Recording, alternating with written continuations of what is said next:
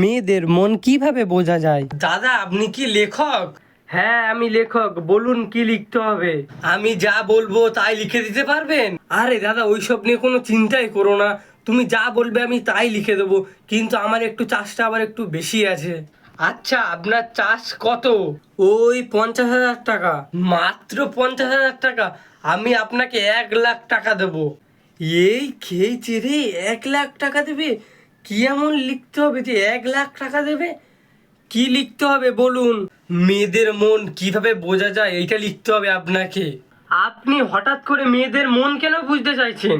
আরে দাদা আর বলবেন না, আমি আমার বউয়ের মন একটুও বুঝতে পারি না।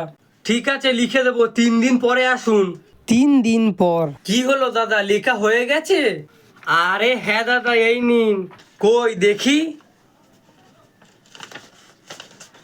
আরে দাদা এ তো পুরো সাদা পেজেতে তো কিছুই লেখা নেই।